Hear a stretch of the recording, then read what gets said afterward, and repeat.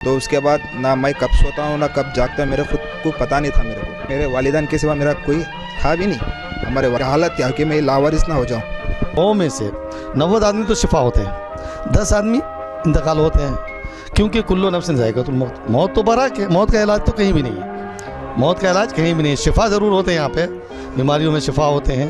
तो अच्छी नीयत से आना। आज हमारे सामने जो हैं उनसे भी मैं आपका तारुफ कराता हूँ, ये कहाँ वाली हैं, सारी बात अपनी ज़बान ये बताएंगे।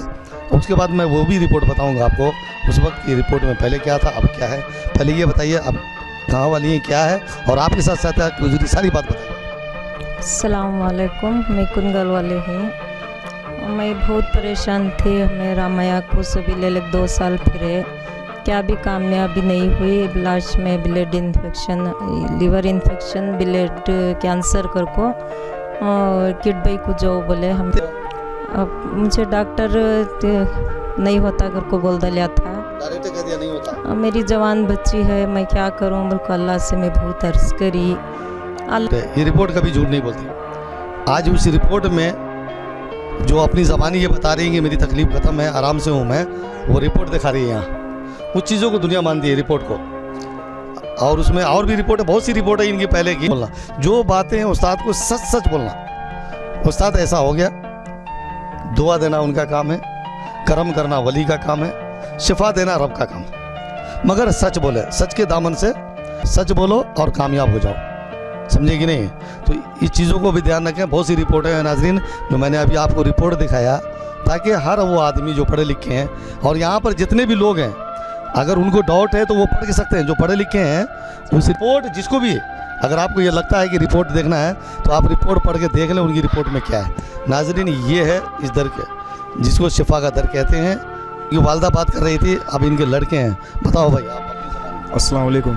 जब हमारे अम्मी का जब तकलीफ़, जब बीमारी जब पता चली, जब हमें हॉस्पिटल रामाया में हॉस्पिटल में दिखा लगते हमें, तो वहाँ से गए के बाद हॉस्पिटल में टेस्टिंग करे, लेकिन टेस्टिंग कराते गए, लेकिन लास्ट में बद इंडोस्कोपी का प्रॉब्लम आया। जब इंडोस्कोपी कराए हमें, जब इंडोस्कोपी कराने के बाद बोले कि वो बैंड डालना है, बैंड, वो 3 बैंड डाले, 1 साल के बाद उसको रिमूव करना है बोल के। वो ऑटोमेटिक रिमूव होता है और को बोले, लेकिन 1 साल के बाद वो फिर ज़्यादा हो गया। बाद फिर हम जाके टेस्टिंग कराए उधर रामैया हॉस्पिटल में, वो बोले कि जो बैंड जो हम डाले थे वो फिर ज़्यादा से खुल गया, फिर से बैंड करना पड़ेगा। तो फिर मैंने कहा ठीक है बैंड करवा दो। फिर हमने बैंड करवाया। फिर उसके बाद टेस्टिंग के निको दिए। टेस्टिंग में ऐसा निकला कि कुछ ब्लड में कुछ इन्फेक्शन कुछ वगैरह कुछ है, तो एक टेस्टिंग कराना पड़ेगा आपको बोल के। तब अम्मी की तबीयत बहुत इतनी ख़राब थी कि मैं खुद डर गया था कि क्या होगा क्या नहीं बोल के। जब उसके बाद जो टेस्टिंग करे वो एक किडबई को वो लेके गए। किडबई में जब वो टेस्टिंग करे, जब एक रिपोर्ट उसमें नेगेटिव, एक जो इसकी थी कैंसर की वो पॉजिटिव हुई। वो जब 1 से 3-4 डॉक्टर से हमें कंसल्ट कराया, वो तुमकुर में गया, कुणीगल में गया, जो हमारे जो फैमिली डॉक्टर हैं कुणीगल में, उनसे जब कांटेक्ट कराया हमें। उनसे जब कांटेक्ट करे के बाद उन्होंने बोले कि नहीं, ये ऑलरेडी इसमें हो गया पूरा, जो ब्लड का जो ब्लड है ना पूरा ब्लॉक हो गया था, ब्लॉक हो के और पूरा कैंसर में डाल लिया था पूरा वो। तो वो बोला कि नहीं ये कुछ नहीं होगा, ये इसका इलाज जो है किडबई में होगा। तो उसके बाद ना मैं कब सोता हूँ ना कब जागता हूँ, मेरे खुद को पता नहीं था मेरे को, क्योंकि मेरे वालिदैन के सिवा मेरा कोई था भी नहीं।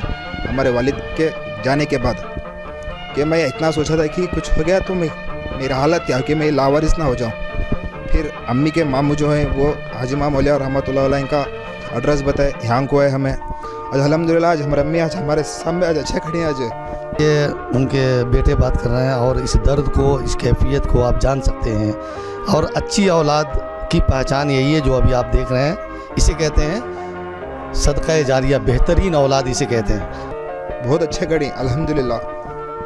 मैं आज कहता ये करे तो बहुत कम है। हाजी माम औलिया रहमतुल्लाह अलैह का बहुत करम है, हमारे पे बहुत करम है।